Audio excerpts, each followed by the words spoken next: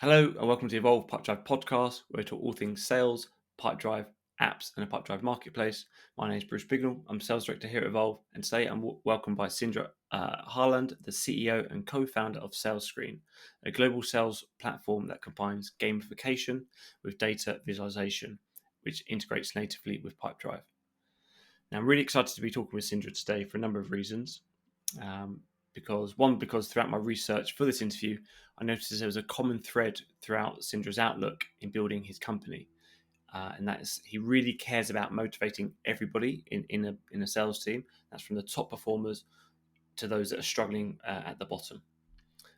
And two, SalesScreen is on the Pipedrive marketplace, ready for you to try out, and we'll be sure to have links in the description below.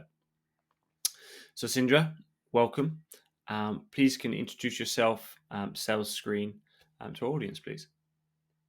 Yeah, absolutely. Thanks, Bruce. Thanks for having me. I'm a Norwegian Viking. I'm a tech geek by nature. I've coded since I was I guess my early teenager days, and I stumbled into this dream of creating a business that would create a software as a service, and I didn't know which one to create, so.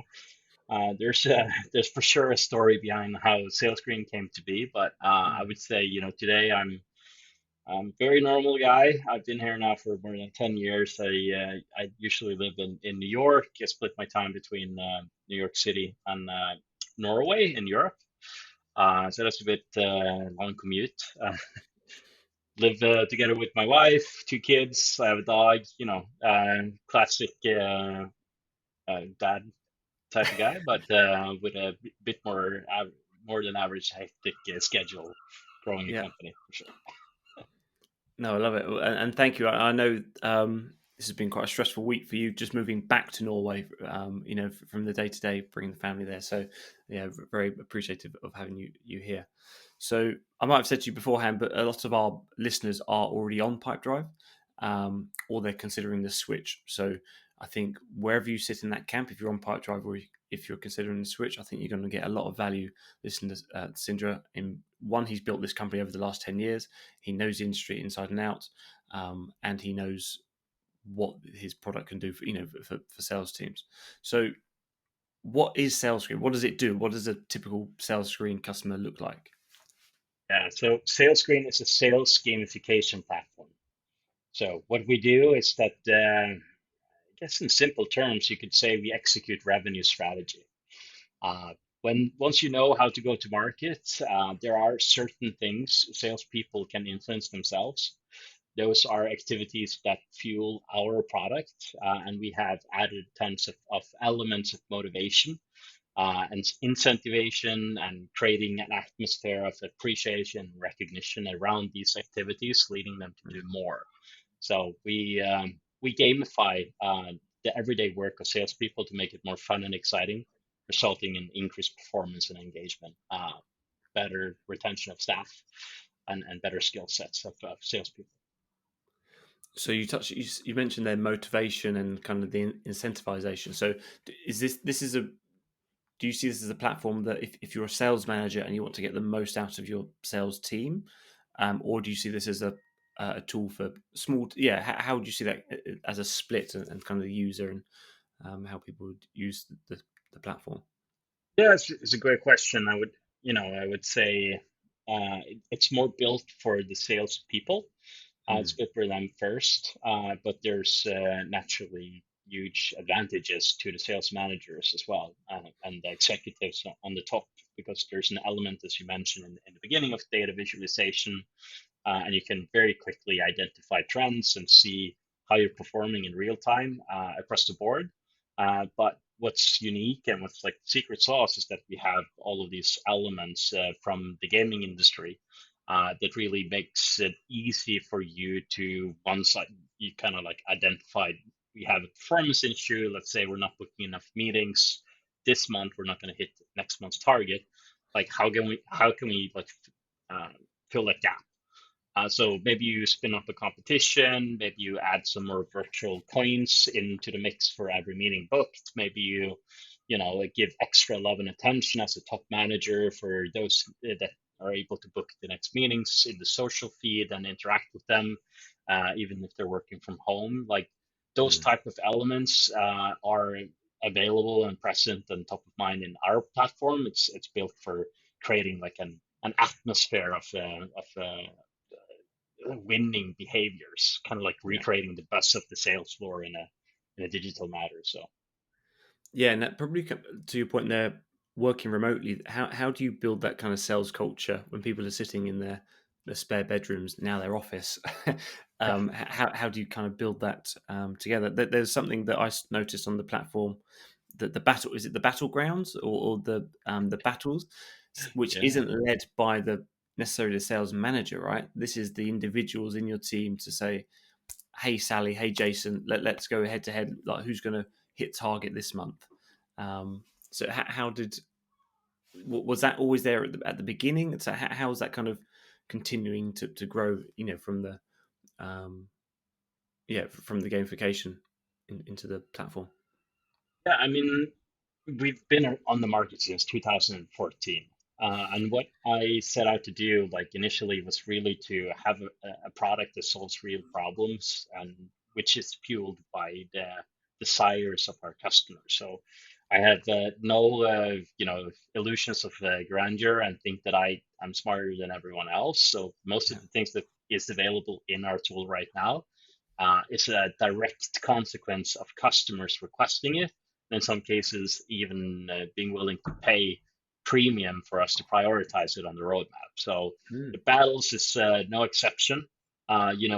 We had great success with our competition module. So you can set up competitions for your teams and individuals in a matter of minutes with different types of game mechanics. Doesn't only have to be leaderboards. And some people are motivated differently. We have the killer type, if we're looking at the Barter's taxonomy of players, and they love competitions. And they were like, my manager is not putting up enough competitions. Like um, we want to compete more. Not everyone is like that, but some are. And in that case, allowing them to do just that, to challenge other colleagues to a head-on-head battle, and even wager some of their digital currency inside a tool that you can exchange for rewards, like Mm. to have some skin in the game, and just broadcasting it across TV screens and office space and the web dashboard and the mobile app, like, hey, there's a battle going on and people can track and follow who's winning and who's leading. Yeah. That's kind of fun. And it just amplifies that battle. And of course, they're battling on business metrics. They're battling on tasks completed in Pipedrive, in opportunities being progressed in the Pipedrive, the amounts of closed one, um, marked in Pipedrive, those types of KPIs or activities is what is fueling all of these competitions and battles and everything in SalesScreen. Yeah, and so you mentioned that the killers, right? So the guys that are always going to be at the top, but how does that enable, or how can that empower the people so it's, at the lowest end of the team, right? 'Cause you always want to give as much. If people aren't good enough, that they'll leave, right? But Hmm? you want to be able to coach, or to raise the level of all performers in the team. And you mentioned there about the kind of tracking activities or seeing the progression. How can this platform help the rest of the team, not just the killers at the top? How do you see that being um, Absolutely. raising everyone's level? Funny thing is that we've run tons of thousands of competitions in our platform, and we've crunched the numbers. The top 10% performers, they usually see an increase during a competition of like 17.8%. While if we look at like the bottom 10 to 20%, they see an increase of 128%. So Well, for instance, you set up a competition on, let's say, calls made this week, you can expect that the bottom 10 to 20, 30%, they're going to more than double their call volume just because there's a competition ongoing. And the mm, middle of the pack is usually around 40%. And what I'm basically saying here is like the top performers is always going to be on top. They're intrinsically motivated. They yeah, have like a drive from within. They're going to make it no matter what. yeah, The key is to kind of like get the middle performers and the bottom performers engaged and excited. And for instance, if we're talking competitions in specifically, like how is it that we create a competition? We usually create like, whoever books the most amount by this month wins, and then we give prizes to top 1, 2, and 3. Like, who do you motivate? Well, you created a competition to motivate the top performers. It Yeah. makes no sense. They're already motivated. They're intrinsically motivated. But I mean, what you should do is to take inspiration from like Formula One, where you end up in Formula One, you get points, and Yeah. in our world, you can give out this currency. So why not tier drop it down to the top 50% performers so that it actually matters if you end up at 20th or 19th place. The Yeah. higher you end up, the more coins you get, the quicker you can get the reward that you're saving up for, that being a day off or an Amazon gift card or whatever. The point is, now there's multiple competitions going on in this one standard one. But So it's that's one way relative, of right? doing it. So Yeah, yeah. So yeah. So it's just relevant. Yeah, to that's the key, right? explain that teardrop analogy. So for listeners there, so that would be um, more. So you're finishing. So you use the Formula One, right? So you 10 points, 8 points, as you come Yeah. down. So is that? And then you accumulate those points over time, and you can exchange that for gifts. So it Mm, actually matters. Giving that tiny bit extra, and that's what we're trying to do with a competition. We want to elevate, the performance, give it a boost to rectify, a gap that you've identified or course correct, right? So it's like yeah. just get that little tiny bit of extra activity from everyone. That's going to make a huge difference for the company. That's going to move the needle. So Yeah. another fantastic way you can set up a competition with or without SalesScreen. I'm just going to add value here, but you Yeah. know, introduce the element of chance. In that way, let's say instead of having your regular weekly competition, be it on sales or in calls, a meeting set or a point-based system, doesn't matter, but turn it into lottery tickets. Let's say for Mm, every meeting you book, you get a ticket. If you just book one meeting, you can get a ticket. Everyone can do that. So in that case, what you're saying is to the bottom performers and the middle performers who've never been able to win a single prize at work and can never come home to their husband or wife and say, hey, look what I just won at work. Now they have a fighting chance. As long as I get one, I have a ticket and they're going to spin the wheel and I might win the grand prize. If I get two, I have twice as much chance to win. yeah. So it's still going to motivate the top performers because they have a higher and higher degree of likelihood to win. Yeah. But it's very dramatically different what you're saying to an organization. As long as you do something, it's okay, And to mix it up like that, that's important. That's a really nice example. Have you any examples of those that were lower performers winning a competition like that, then improving their subsequent performance because they understood the more meetings they booked, the more tickets they had, and they loved the the trip that they got, the bottle of wine that they got to take home, whatever it was.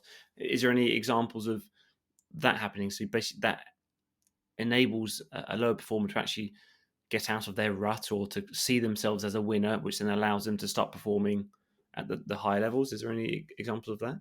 Yeah, plenty of examples like that. And now we're in a way bridging out of just the competition side of like SalesScreen ecosystem because we're a gamification platform. So it's much more than contests. We see plenty of examples of middle performers and bottom performers that are of different types. If we go back to this taxonomy of players, yes, you have the killers, but you also have the socialites and the explorers. And for them, it's different things driving them. It might not just be that leaderboard. It could be the praise and attention that you get from colleagues. So being able to celebrate the tinier achievements along the way, you just progressed your fifth opportunity from stage one to stage two this month. That's Mm, amazing. You've never done that many before. It's a new personal record. Let's highlight that. Let's give them a badge. Let's show them in the social feed. Maybe, the top dogs also take notice. They give a thumbs up, write a comment. You start to feel very much more appreciated for the hard work that you're putting in. No, you're not the top performer, but you're being seen, you're being valued for what you're doing. And it's the best that you have ever done. and just being able to give that feedback like continuously, it's going to create engagement. That is an engagement loop. You take action, you get feedback, and that's going to spring back into more action because you feel rewarded. And that's achievements is it's a great section to do this. Like for the explorers, they can go into achievements, they can see, oh, if I do 100 dials today, I'm going to get this badge. That's amazing. What happens when they do that day two? Well, they're on a 2-day streak. Okay, interesting. I'm starting to build up a streak. Like there's the weekend, that's fine. We take that into account. Then you're on Monday again, you're 6-day streak, and you manage to take 100 dials every day. You start to feel loss aversion. I don't want to lose the streaks. I have a Yeah. fire ring around this in my profile now, and like people take notice.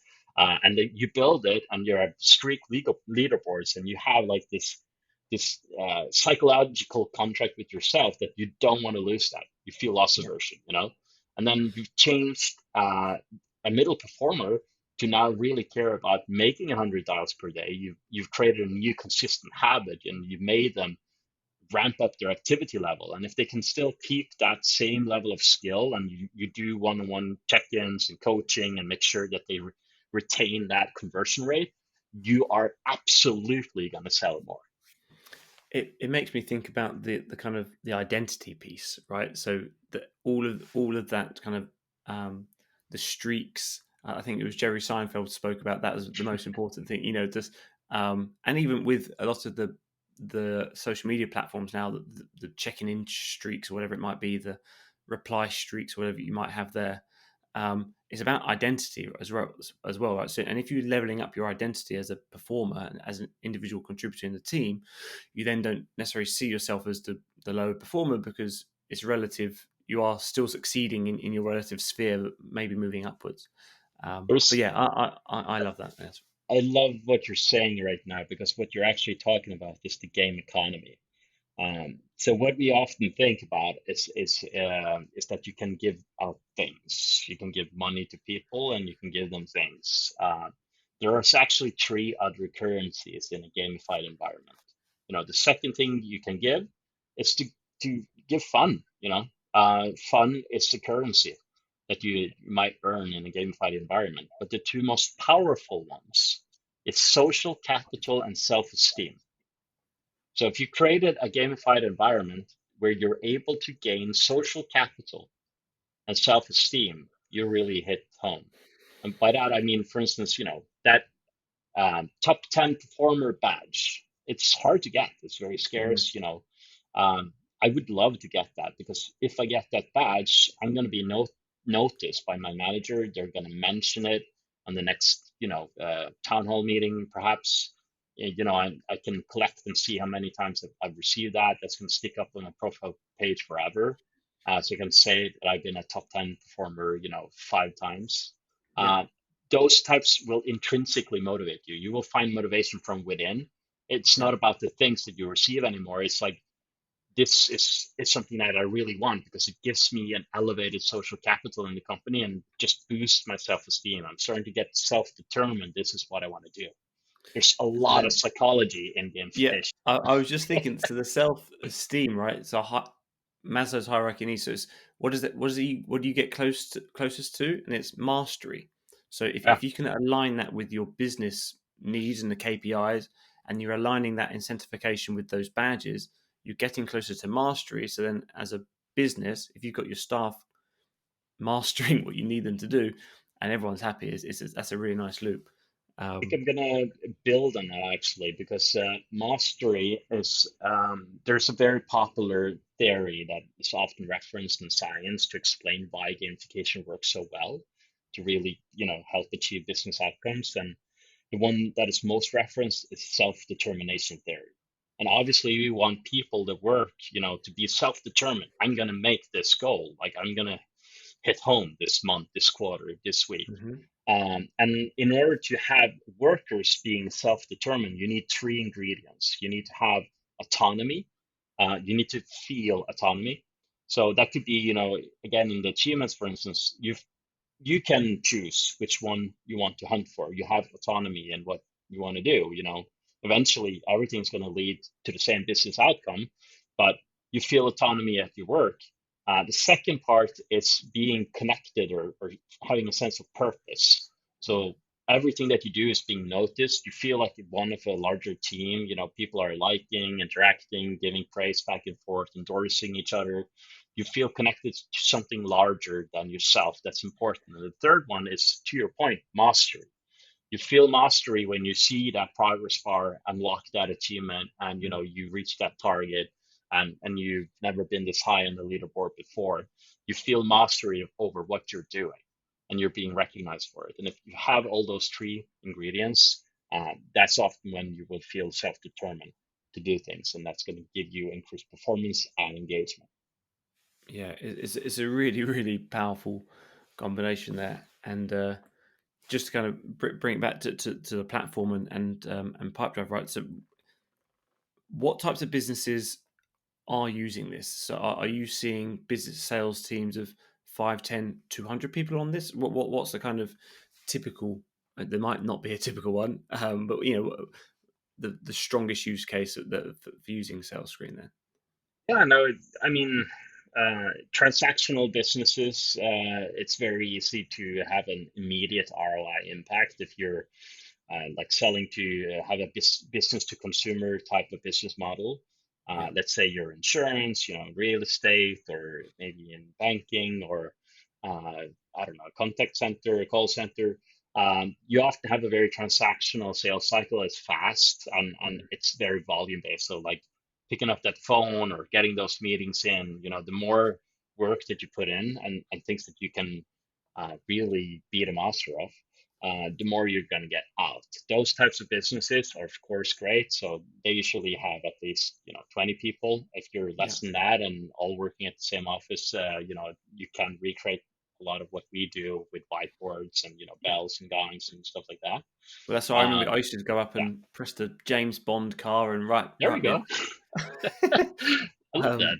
um, put my thing up on the whiteboard. It was always good. Yeah, Um, I mean, people have done this for decades, right? It's not, it's just that we've bridged the gap between remote workers and office, and kind yeah, of replaced instead of ringing a gong, you can have your own personal YouTube video showing up on TV screens across all your offices. That's yeah, it's a bit more powerful. So if you don't want to have that James Bond sound, like you can have a different video. So yeah. yeah. You can do what you like there. Um, and in terms just in coverage wise, obviously you moved to the States, I guess, for business reasons. In Norway, so are you covering both markets, like EU, US? Yeah, SalesScreen was founded in Norway, so it's originally a Norwegian company, but most of our traction right now is coming out of the US. So I Yeah, moved to New York in 2019, and now I'm like living 50-50 split between US and Europe. Europe, I still have most of my product team, yeah, and I have offices across mainland Europe, from Sweden to Amsterdam and many other places. But we're also present in the APAC region. So we have an yeah, office in Singapore, and we have partners around Singapore. So, if you're operating out of Indonesia or Malaysia, we have local partners on the ground to help assist there as well. So we're truly a global company, global operations. We're the biggest and best in the sales gamification category. So that's important to note. And yeah, yeah, I think it's a key, right? So if you want to succeed in markets outside of the US or UK, for instance, you need to have localization, or have the platform available yeah. in other languages, and we have all the main languages, including traditional Chinese, Thai, and many others. So Yeah, no, it's super super important, and I'll echo that the platform's UI is brilliant. It does look great. So what's the roadmap for SalesScreen? What does the future hold? Is it obviously you've got the is it more markets? Is it new features? What's the I mean, true to its core, we're always going to work and try to get people more excited to do their work.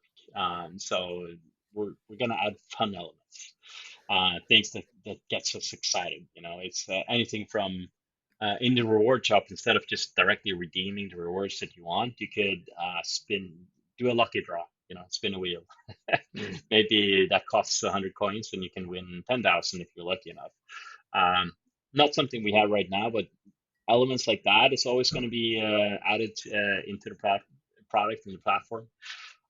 But in general terms, there's two axes. There's performance and there's skills. And the latest module that we added is coaching. We do Mm. believe that data-driven coaching is really important. At some point, you have enough activity, and what you need then is skills. And the best Mm. way to gain those skills is through one-on-one conversation with your manager, where they have the overview of what you're doing and can identify those gaps and help coach you to improve those skills needed to get to the next level. So Yeah. we're constantly looking at performance from many different angles, and like how can we best help reps be better and hit their targets and surpass them and have more fun doing it. No, I love it. Yeah, I think that the coaching element. Um, I think that did you say the other day that this actually came from the customer? The customers are asking. They were giving the feedback using your data, and Yeah. just to your point that you said earlier, you listened to what the customer said, and then built that into the product, which is yeah, pretty cool. Yeah, we had testimonials all the way back to like 2014, 15 from banks talking about how they created coaching programs around SalesScreen because they now had like one central hub where they could see all the activities that they were doing and the performance that they had. So, it naturally sparked those types of conversations. Like, yeah, I kind of see you're struggling a bit on this side. Like, how can I help? Yeah. So yeah, it was I would say a natural evolution for our product and space, fueled by desire from our customers. Yeah, very, very cool. And to bring it back into SalesScreen and Pipedrive, what does the integration look like? And you mentioned earlier, what you can be the trigger event in Pipedrive, but just introduce that for us, please. Sure. So we actually like to talk about it as an authorization because that's what it is, right? So it's like you have a SalesScreen account, you have a Pipedrive CRM. You go into SalesScreen, you hit integrate with Pipedrive, and you grant access to Pipedrive. So Yeah. that's the classic OAuth mechanism. Once we have that access, there's going to be created a set of what we call workflows automatically that typically keeps, ghost one and tasks completed and stuff like that flowing over to SalesScreen in real time. So we Hmm. have that sync. And these can be changed if you have custom entities or, you know, you don't want this dollar amount, you want this one instead. Yeah. Those types of changes can be done very easily inside our graphical user interface. So the whole integration set up, in a matter of minutes. We can import historical data, and the best thing is, nothing happens in SalesScreen unless people do and track things the way they should in Pipedrive. Yeah. So now you're actually starting to get better data inside your CRM. You're going Yeah. to create adoption of your CRM as a consequence of gamifying the sales process. Yeah. Yes, it's another good way to incentivize the people to start using the CRM if you want to get that social status, and by using from the sales screen platform, the data has to be in Pipedrive. Yeah. um, yeah, And, very cool. that's what we need as top level executives because Pipedrive has, the ability for us to actually spot the larger trends. And if we don't get the data, if they don't track it correctly, it's a wasted asset.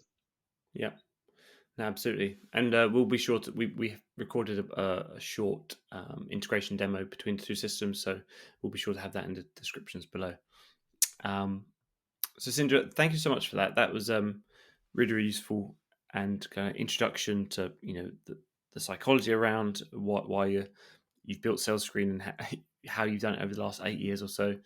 Um, can you tell me a little bit about your journey so far? And you mentioned at the very beginning there was a story around how you started SalesScreen. So if you don't mind, touch upon that, and what's exciting, what are you most looking forward to in the next 10 years or so with SalesScreen? Sure. So yeah, I was a classical computer geek and decided to take my master's degree in computer science. And I was surrounded by brilliant people, including a couple of them being Oystein, my co-founder and CTO, and Marius, my co-founder and CPO. And we eventually decided to, hey, we can handle both. So we're going to start the business as we take this master's degree in computer science. And we're just going to do, consultancy work to gain uh, relevance and experience and money. And what we were going to do is to experiment and try to create different types of SaaS, and hopefully one of them is going to stick. Uh, Bear in mind, this is back in 2011, 2012, so it's very Mm. early in the SaaS days and not much that really was in place. So it took a bit of work, and I, of course, did a major flaw as a first time founder. I started my first real SaaS idea based on a new technology. So push notification came to the market. We were like, okay, this can replace the text message for corporates. Yeah. Let's go do a hackathon over the weekend. That escalated into becoming a year-long thing. And when we were finally ready to launch, the same week, the text message became free of charge. So we were like, all right, this is interesting. Yeah. We had no Yeah. customers, Data nobody then, wanted it, that's a very right? good point. Data then overtook the credits, right? That was Yeah. that the shift? Yeah. Okay. No, so it was kind of like, all right, so that was my first SaaS, and obviously in a way that failed, but along the journey, we had an advertisement sales company come along, and they sent thousands of text messages internally every week. Hmm. And the thing was that they sent a text message to everyone when somebody placed an ad or made a sale, to create awareness and motivation and buzz, even you were in the office or outside. And they tried to replace that text message concept to spark sales motivation with our tool. And they started to push us like, hey, could you add, a pie chart showing how much they sold compared to their colleagues this day, Mm. or how they're trending towards their target. Eventually they're also asked, hey, can we have this up on TV screens in the office space? You have all this data now. And that's when we created our second SaaS, integrated with this corporate messaging now sales reporting tool. Hmm. And suddenly we created something brand new. Like people reacted crazy to this. Like music was playing on the screens when they closed the deal in real time. They were jumping up and down. They were so happy. They were fired up, and people took Yeah. note, and they started to call us out of the blue and be like, "Hey, I don't know what this is, but I want to buy." Do So you remember? Do that you was remember kind of your like the first start. paying client then? Yeah, it was this It client. I was would that say, agency. they really they transformed my bad sauce into SalesScreen, That's and amazing. then the client number two, three, four, and five were all people who visited this call center, Mm. or people who worked in that call center and changed jobs, went to their manager and said, "Hey, you gotta buy this stuff." So we bootstrapped SalesScreen all the way up to 2018. That's the first time we raised money, and we Yeah. had several $1 million in ARR at that point even. So Yeah. it's been a cool journey. Oh, And amazing. for the future, I'm definitely feeling that the pandemic unlocked a next type of journey for us. So we've grown faster and faster over the past couple of years. There is a war on talent. People are resigning or reshuffling into other jobs. That's the problem. Creating an engagement and an exciting atmosphere and a culture when people are working from home or remote is really hard. That's Mm. something that we do and help with. So it just makes a lot of sense in the modern hybrid work place to have a tool like SalesScreen to really help create that or recreate that best of the classical sales floor and get people fired up. Also, Yeah. it's just like there's so many tools out there. It's just AI based and machine learning, this and that, and increased efficiency. But where's the tool for the people? The tool that sparks human emotion and gets them excited. That's linked to Yeah, direct effort. yeah, it is, right? Like if you Yeah. have a person who's excited on in a meeting with you, you're going to be more likely to buy. It's that simple, and we have no programs or tools or anything to help make sure that we have that level of excitement in the team. Like that is gamification. That's why we exist. And I'm very excited for that next 10 years to make sure that people understand like the insane ROI from buying a tool like SalesScreen, like to really target human emotions and unleash the potential that's within your revenue team today. Yeah. No, I love it, and yeah, thank you for sharing that story. It's nice to know that the you took the, and also nice to know that the same founding team are together, right? So it sounds like everyone from that first text messaging to where you are now, which is yeah, very very cool.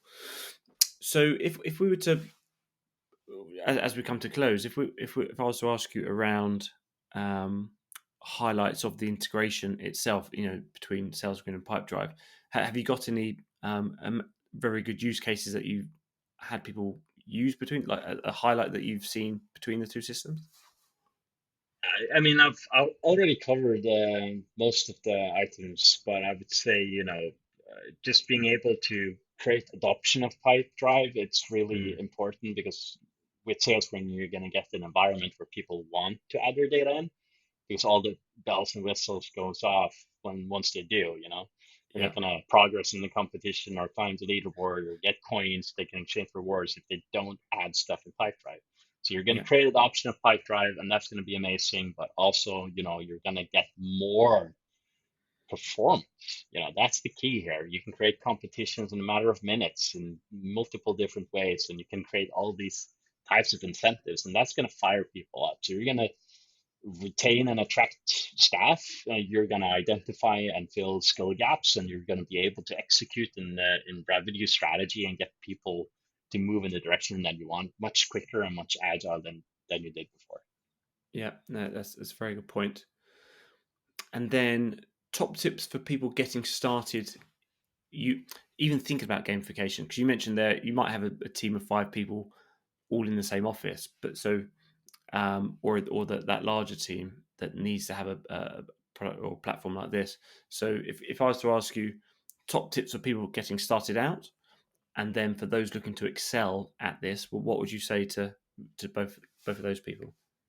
Yeah, so just to make, I don't know if I said this, but like we usually have clients at least with 20 people, and Yeah, newer clients is like 100 plus usually, so it's larger teams, yeah, and we do cater to those with the longer sales cycles as well. It's just more we focus on the behaviors that they can change in here and now. yeah, But I would say a general tip that is really important is to start simple.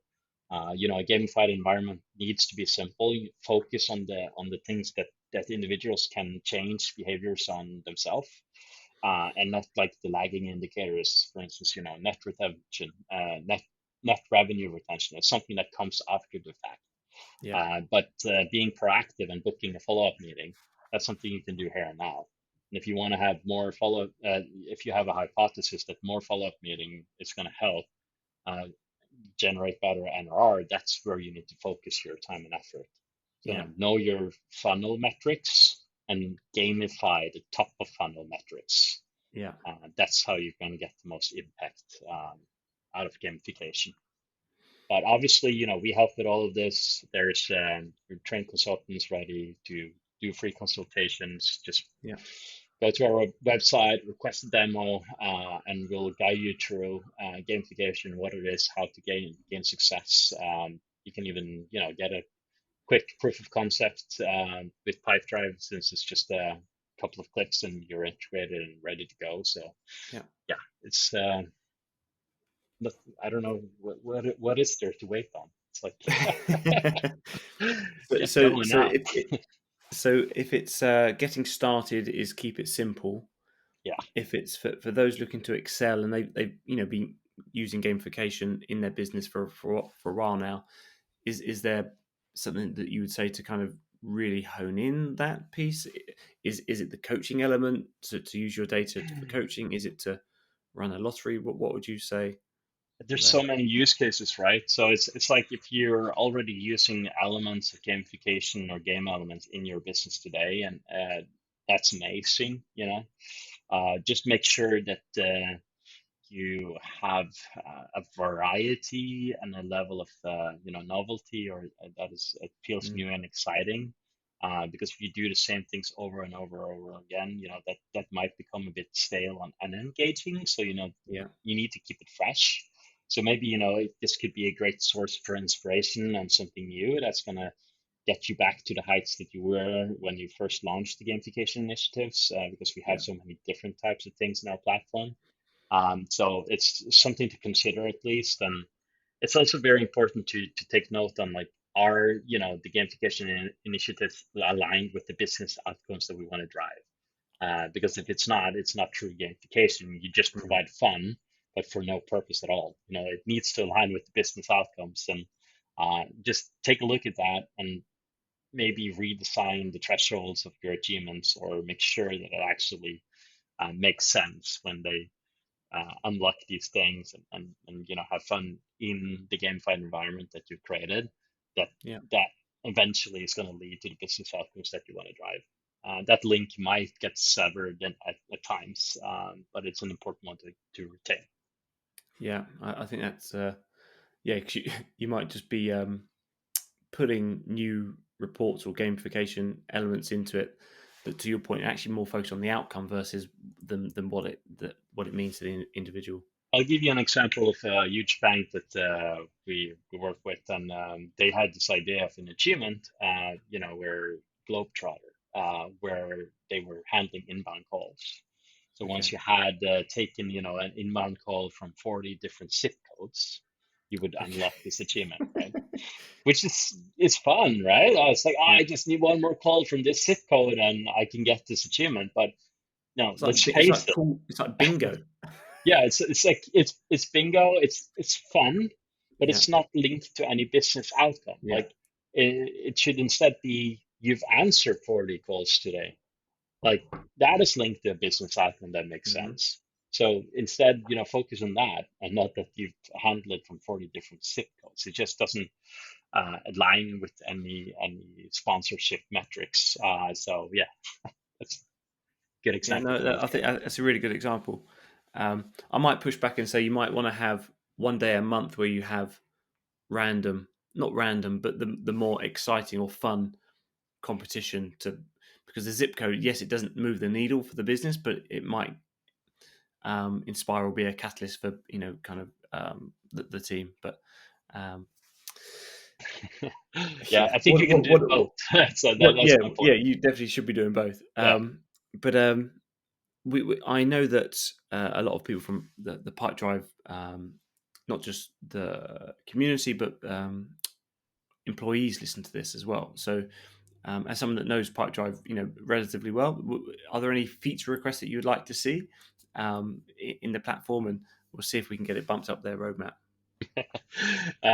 Actually, I just want to give a shout out to Pipedrive team, because we've worked with so many CRMs. We have integrations with almost everyone, Yeah, and the Pipedrive API and documentation has always been phenomenal. It's been just like, yes, they have yeah, everything. They have webhooks. It's real time. It's easy to set up. It's easy to maintain. So it's great. And I mean, I don't personally have anything that I need Pipedrive to focus on right now. So, yeah, keep up the good job and make sure to not trouble us. We're going to do a lot of API calls your way. So. yeah. No, very, very, very cool. And just before we wrap up, is there anything you'd like to mention before we sign off today? uh, I don't actually. I feel like I've covered a lot of ground in this conversation. So it's just, if you're looking to explore gamification as a viable strategy for your business objectives, we're happy to be a sparring partner. Mm, And it's not like you need to choose us. Like, as long as you do gamification and you see the serious nature of it, it's not like only fun and games. It has a serious business purpose. No, I'm happy. That's what important for me. Like, I'm building a category here, so um, believe in it. It works. It has real mm, impact, and our average clients see a lift in more than 40% increase in their core KPIs and activities, which is massive. So don't yeah, ignore it. Prioritize it. Your people is your biggest asset for sure. yeah. And you mentioned a number of times that getting the most out of your revenue departments, your revenue teams, right? They are your biggest asset. So yeah, thank you so much for that. And we'll be sure to have links in the description below to trial SalesScreen and links to the Pipedrive Marketplace as well. And so that's it for this week. If you'd like to get a demo, a personal demo, you can reach out to someone at the team there. They'll be in the show notes. And thanks so much for listening to the Evolve Pipedrive podcast. We talk all things Pipedrive, sales, apps, and Pipedrive Marketplace. And please consider liking, subscribing, or sharing with someone you think might find this useful. Until next week, thank you very much. Cheers, Sindre. Chris. Cheers.